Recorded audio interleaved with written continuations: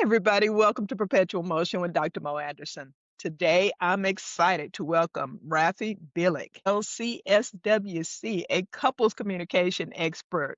Those letters stand for Licensed Clinical Social Worker. He's founder of the Communication Book and an author. Rafi has helped hundreds of couples improve connection, deepen understanding, and transform conflict into closeness. So if you're having a little chaos in your relationship or you don't want to have chaos in your relationship, this episode is for you. Rafi, it's an honor to have you.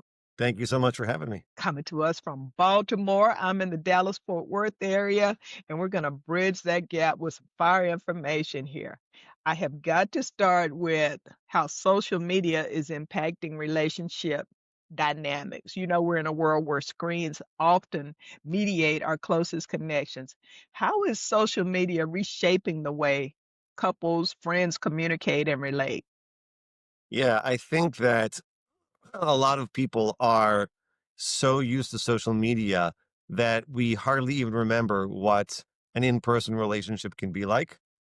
Having followers is not the same thing as having a community. Having Facebook friends is not the same thing as having an actual friend. And we forget what that's like. And so relationships can be really meaningful, deep, supportive. And I think a lot of people are losing out on that because we are so used to spending time on social media and the dynamics and the way that it works over there with friends and likes and reposting, which it's not the way that humans were evolved to relate to each other.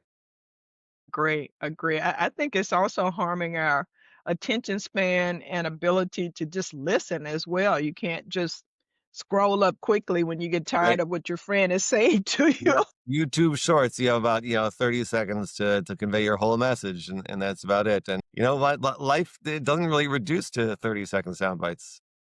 No, it doesn't. And so that leads to my next question was the common pitfalls of this type of communication to really bring it home. What are some traps you see couples falling into because of digital communication? And I mean like tone misreads, avoidance, comparison. Yeah, so I tell couples really don't have your difficult conversations on text.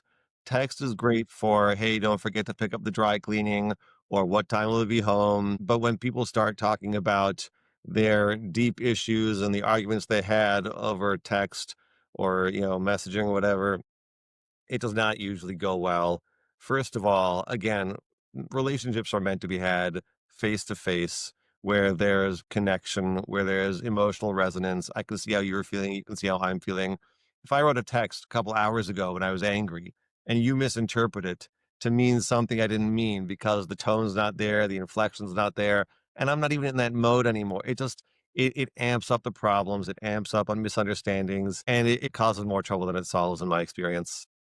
It really does. And also being snarky and then putting a smiley face doesn't change, doesn't Right. negate the Yeah, no. snarkiness, right? Right, People yeah. think yeah. Nor does LOL. LOL does not solve, Yeah, erase everything that you've just said.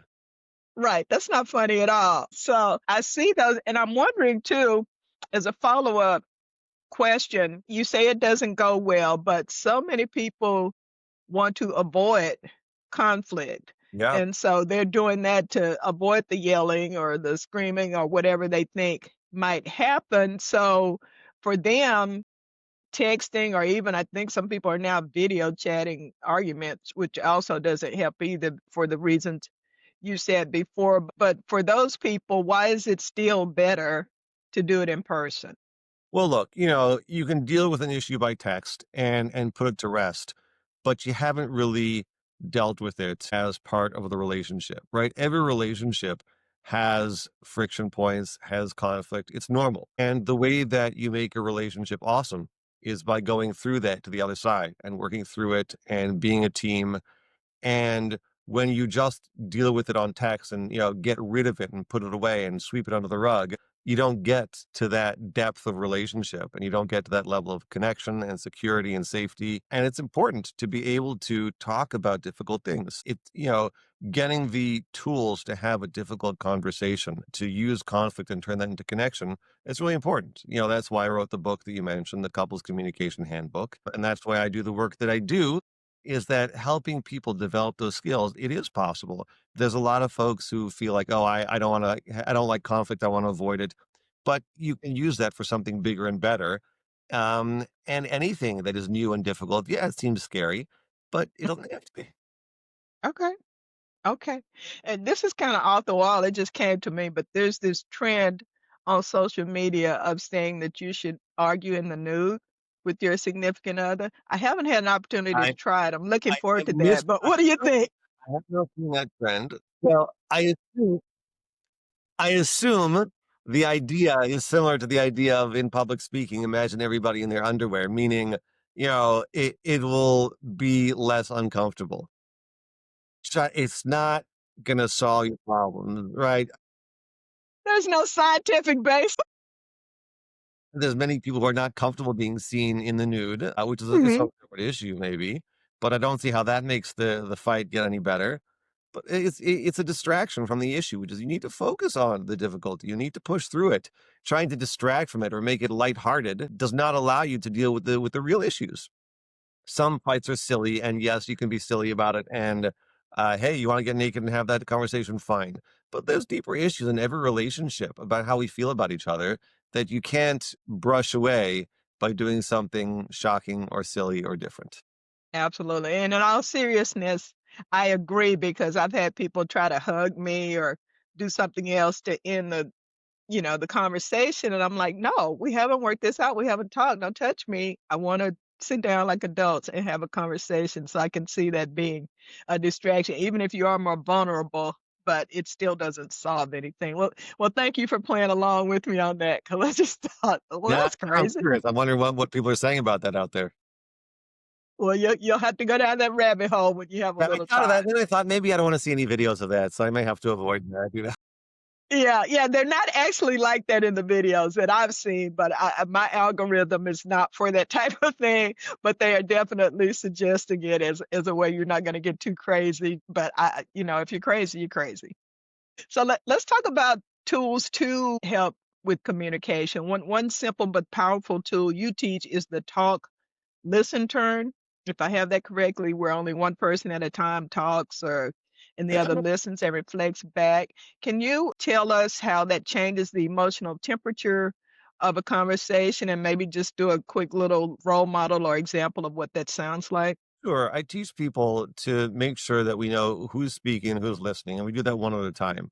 And sometimes I have them take an actual talking stick or something, whoever's holding the stick gets to talk. Because what happens is if I'm trying to share where I'm coming from and you try to share where you're coming from, well, then we're both talking and nobody's listening and nobody's going anywhere. And that just turns into a fight.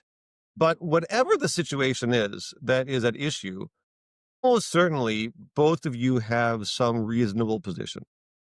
There are very few people in the world who are actually sort of psychotic, out of touch with reality, that have no real understanding of what's going on. But for most of us, like you might think that what I did was a crazy decision, or you don't like why I'm doing what I'm doing, but I almost certainly have some reason that makes sense. So if you can listen to me and understand why didn't I call when came home late, or why did I move your flowers when you wanted them. There's probably some reason that if you could really hear me out would make a little bit of sense. You don't have to agree with me. You don't have to agree with my reasoning, but if you understand where I'm coming from, and then I switch and I understand where you're coming from, we're in a much better place. Usually what people do is they just shoot ahead trying to convince each other that their position was right. And that's a fight. And that does not bring us to a better place. But if I understand you and you understand me, that's a much better place from which to figure out where to go and what to do differently. Yeah, yeah, that's good. I've used the talking stick and it is very helpful. And it also made me more aware of how often I was interrupting and talking over because I wasn't listening to understand. I was listening for my turn and I Yeah. just went ahead and took my turn. So that's a very effective way of going about it. And now you said something, I'm not speaking for all females, but just for me, you said there might be a little bit of reasoning or logic if you just listen long enough to understand to hear what your motivation was. Now, there are times to me where it makes no sense whatsoever, and I just can't get beyond that. How do you put yourself in the mindset of, okay, I wouldn't have done that. I'm listening to what you're saying. I wouldn't have done that, but I don't want to. come back with something negative because I think that's my tendency is to say, "That's just ridiculous, that's crazy, what are you talking about?" How do you get around that? It can be tough sometimes trying to really get into somebody else's head. That's Mhm. why relationships can be challenging because you don't live in the other person's head, you live in your head. And trying to understand the way that somebody else sees the world can be difficult, but that is really the work of being in a relationship. Let me see the world the way that you see it. I don't have to adopt that view. I don't have to agree with your choice.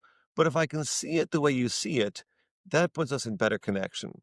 So again, being able to stop and really just be the listener and understand, okay, I'm going to try to understand you. I don't understand you yet, but maybe I'll ask some questions. Maybe I'll try to explore it from different angles and really just try to see the world the way you're seeing it just for now.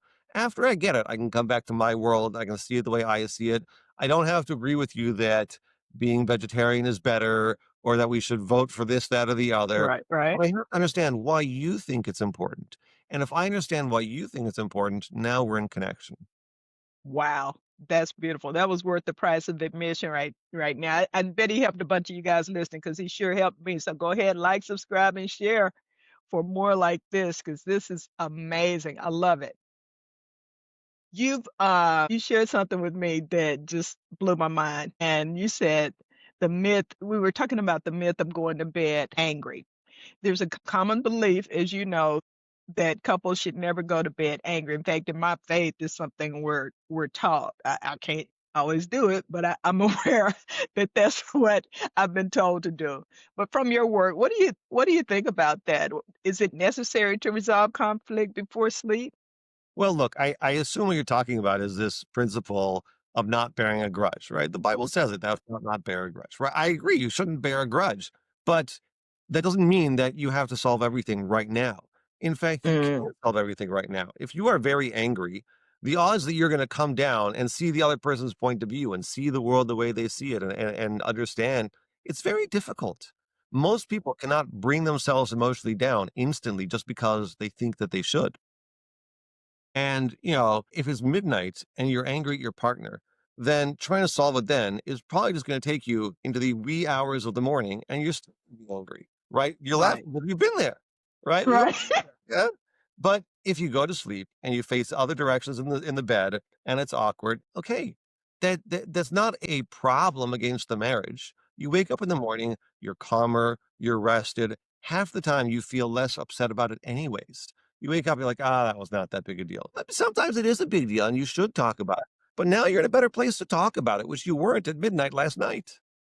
Absolutely, and that's dangerous as well. I remember being so close to the edge of the bed with my anger that I fell and hit my head on the nightstand. It was just a mess over something that in retrospect was so silly and so stupid, but yeah, That it sounds happens even for grown professionals, right? And I wanna stay on this a little bit because I think it's the conflict is that just leads to so many other issues being magnified. It's not the inability to communicate and understand. You said stop arguing in circles. I want to talk about some communication hacks to help us start connecting. Can you share two or three communication hacks that couples can use today to shift out of cyclical conflict into real understanding? I mean, the first thing goes off of what we were just saying, which is that you shouldn't do it in the moment. When you are upset is the worst time to try to have this conversation, right? We all think like, "Oh my gosh, I can't believe this just happened. I'm going to give them a piece of my mind." That is not going to work. And we all know this because those conversations do not end up in a better situation. They end up in No, people no, getting they don't. upset, raising their voices, right? If something happens, something goes wrong, your partner came home late, they forgot the dry cleaning, they moved the flowers, whatever it is that you're upset about, that could wait. It is almost never an emergency. You'll know it's an emergency because there's a lot of blood on the floor. Short of that, it can wait. You can wait until Okay. to talk about the dry cleaning, and it's not going to change your life in a major way, except that the conversation will go better and you can resolve the conflict. So, taking a break and coming back to it later is a critical tool in making things better. And that's true when you're in an argument already, right? If you've gotten into the argument or you started a nice conversation and it got heated, Mhm. take a break. It is okay. You can say, I am not in a place to continue this right now. I'm going to take a break. And then you take a break and things go better. right? People are sick of being yelled at and yelling and having these conflicts that are very uncomfortable. It doesn't have to happen. You could just take a break. Now, people will say, well, we never come back to it later. We have to do it now. Well, that's true. If you get better at communication, you will come back to it later. Right. And again, that's all the stuff that I teach people is how do we have these conversations about difficult issues in a way that works? And then you can come back to it later and you can take a break and it all goes better. So that's for That's good. If you're in not but, and if you happen to be with a partner or you're the person that for whatever reason you just feel like I just gotta talk about this right now, they're in your face and you're trying to say, look, let's step back a little bit, let me take a walk, let's de-escalate this. And they're just so insistent. What do you do? it's a tough situation. This is not a consensus issue. If I am not Mhm. in a place to have a conversation with you, I don't need your permission not to talk, right? I mean, I'm very in favor of people working together, but this is one of the places where you have to make a decision for yourself, which is I can't talk to you right now, either because I'm too angry or maybe you're too angry, but it doesn't really matter. I am not comfortable continuing this conversation, so I'm not going to do that. Now, if you use that as a club to beat them with, where you say something snarky and they say, "Oh, I'm taking a break," like that doesn't work, right? You're using the system.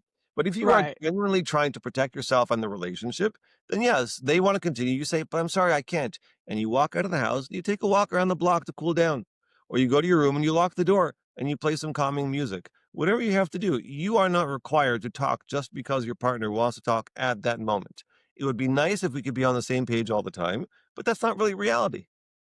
For people who are using this just to avoid the conversation altogether, hoping that, well, Imma give this a day or 2 or 3, and they'll forget all about it, which we know it just gets buried and bubbles back up for the next argument. Does is it helpful to say, "I can't talk right now, give me 20 minutes, can we talk about this later Yeah, this best way evening?" to take a break is to say, "Hey, I can't do this right now. I'll be back in half an hour," or whatever time frame you need, and then you come back. And if you're not quite ready, you say, "Hey, I'm back because I said I'd be back, but I still need more time," and that's fine too, right? What I found is that usually people, by the time they remember to take a break, they're so worked up already that they can't really speak clearly enough to say, "Oh yeah, I'll be back in half an hour." But you know what? If there's a conversation that's starting to heat up, and you can still say, "You know what? I need a break from this. Let's try again after dinner. Let's try again. I'll be back. I'm going to go to work. I'll be back in 2 hours." Whatever it is, that for sure helps. And then when you follow up and you come back, again, that proves to your partner that you will follow up, and that makes it easier to take timeouts in the future. Right, right. Oh, I like that. That's good. That's good. I wanna talk about emotional regulation or continue talking about it because conflict often escalates when one or both partners are dysregulated. How can individuals learn to regulate their nervous system before trying to have a constructive conversation? That's not something we're taught, and we should be. Yeah. I mean, there's lots of ways, and there's lots of information and material and videos out there. Mhm. Whatever works for a person is the way to go. When I tell people go take a time out, if you're out on your own for 20 minutes, do what calms you down. If it's, going for a jog, doing some yoga, stretching, reading a book, listening to music, watching cat videos, whatever it's going to be that suits you. But if you really want to tackle your nervous system well, there are some great ways to do it. There's, meditation and deep breathing are ways of really calming down the system. Progressive muscle relaxation, where you sort of squeeze your muscles and relax them one muscle group at a time. And there are plenty of ways to, you're looking at me like, what is that? I never heard that before. It's just a term for it's a relaxation technique where you focus on one group of muscles from your head down and you squeeze them for a few seconds and you release. And you move down to the neck and you squeeze and you release. And so you go to all the way down your body and it takes you a Mhm. few minutes and like it leaves you feeling like, okay, that some of the tension's gone and it helps your body, your system calm down. Okay. I think there's different strokes for different folks, so if people are looking to learn how to calm their bodies, there's got to be tons of YouTube channels about it. You can search, calming techniques. There's a whole body of work now being done on the vagus nerve, which is the main nerve from the brain down to the body, and ways that you can tap into that. So there's a lot of information out there now about ways that you can manage your own emotional state when things are a little rough. Gotcha, gotcha. We are living in a pretty chaotic time right now, Yeah. just globally and in our country. And I don't mention specifics and dates because the episodes are meant to be evergreen. And there's typically always something going on, but right now it's almost like collectively we are being so stressed. How does that contribute to issues between a couple or between friends? I mean, is that does that impact as well why somebody might be triggered very quickly to get angry? Yeah, life is this country is so fractured right now. It's so hard to talk Mhm. to anybody who disagrees with you. People are so quick to write each other off, and that's a shame. And I think that using the same approach and the same mindset of, you know what, let me understand the way you see the world. We might be on opposite sides of the political spectrum, but if we stop yelling slogans at each other and can really stop to understand where the other person's coming from and how they see it, nearly everything makes sense. Like, why you'd be on one side of this issue or that issue, like, both positions have some sense to them. Okay, maybe you're weighing this more than I am. Maybe you haven't seen this part, but like, it makes sense. And if I could hear you, explain to me why you believe XYZ. Explain to me why you support such and such person. You probably make sense on some level. And if I could put down my own defenses and my own need to respond to you and just hear you out, we could get a lot farther. Agreed, agreed, and to see each other's humanity. To hear people say anything, it's almost like they don't view, a person who thinks differently from them as being also, a person, somebody's daughter, somebody's wife. They just forget all of that because of their system of beliefs. So, yeah, I agree with that as well. Conflict, I want to talk about reframing conflict as opportunity. Instead of viewing conflict as a breakdown, how can couples, friends, team members, I mean, I want to make this larger than just that primary relationship, reframe disagreement as an opportunity for deepening connection? Getting the skills to make that happen helps. If every time you get into conflict it makes things worse, you probably are not going to see it as an opportunity. But also, I think that that's a good mindset in general. I think it's hard to bring into the moment when someone's really irritating you. To really feel good about that, you don't necessarily have to, right? You don't have to think like, "Oh, this is wonderful. I really love arguing and disagreeing, and I'm really happy that my friend, did this that I don't like." No, that's not the point. The point is to be able to say to yourself in your head, "You know what? I don't like the situation. We can do this and get somewhere with it." And it's not meant to be joyful necessarily to walk through conflict, but when you get to the other side, it is. And so, like anything in life that's worthwhile, you put in some hard work and you get somewhere. When you're training for, I don't know, a decathlon or whatever, you're sweating, you're pushing, you're working hard. It doesn't necessarily feel good. It feels very painful. But afterwards, the feeling of accomplishment and that you've gotten somewhere is great. And the same thing is true with conflict, with relationships. Relationships have friction in them. It's par for the course. It's normal. And when you get through that, you get somewhere really good. Okay, that's beautiful. That's beautiful. Before we go, I'd like for you to share, just from your experience, from your practice, some of the most common types of issues that bring couples to you for counseling. I know a lot of people who are kind of anti counseling. It's not going to help. I've got my faith or whatever. I firmly believe in counseling and coaching, but what are some types of issues people have that they can benefit from counseling? So the most common thing I get is people coming up and saying, "Hey, we need help with communication," right? Hmm. Because I'm saying something and he's not understanding. We're getting into arguments and they go nowhere. And I think these are very common experiences. And so, again, you can go to a counselor, a coach, and learn how to do that better. And for sure, that's helpful. I've also dealt with a lot of infidelity that's very popular lately, Hmm. unfortunately. And people sometimes think that like, oh, that's the end of a relationship. It can't be fixed. But it can be. It's not easy. It's not quick. But when there's a breach in the relationship, that relationship can be repaired. And coming to a counselor to help walk through that process can be very helpful. Those are some common things I'm seeing. And then just general, conflict and problems and people dealing with their own stuff together.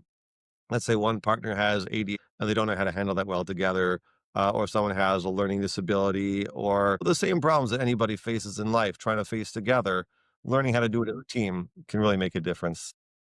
Indeed, I can see that. This has been delightful. Thank you for all these strategies and tools. And I mean, I'm a better person just for having spent this half hour or so with you. Will you please share with our listeners how to connect with you online and also tell us a bit about your book? Sure. So I wrote the couples communication handbook, the skills you never learned for the marriage you always wanted. And it talks about all these skills and the way to handle conflict and communication in a better way. So that is available on Amazon, and the website for it is thecommunicationbook.com, where people can get the first two chapters for free. If I haven't convinced you yet that there's good stuff in there, you can check out the first two chapters and I'll prove it to you. There is a PDF there for download. There's an audio book. If you like me speaking, there's 7 hours and 29 more minutes of that. Hmm. You can download the first two audio chapters for free also, and then buy the book on Amazon if you want. If people are looking for help, I'm available there. People can reach out to me. I do coaching and consulting around the globe. I'm just helping couples and families and friends try to make things better and have the relationships they want. Beautiful, beautiful. And I'm assuming you can coach or with couples virtually as well. So wherever you are. Okay. Fantastic. We'll drop that information in the show notes. It's been just delightful. Thank you for joining me today. Thank you so much for giving me the opportunity. Rafi, your insights remind us that communication is less about winning an argument and more about feeling heard and understood. To our listeners, try one of Rafi's communications hacks this week and notice how your connection shifts. And if you've grown from this wonderful, wonderful episode and information, please like, share, and subscribe. Help us to reach others who are intellectual tourists like us. Until next time, remember, change your words and change your world. Thank you.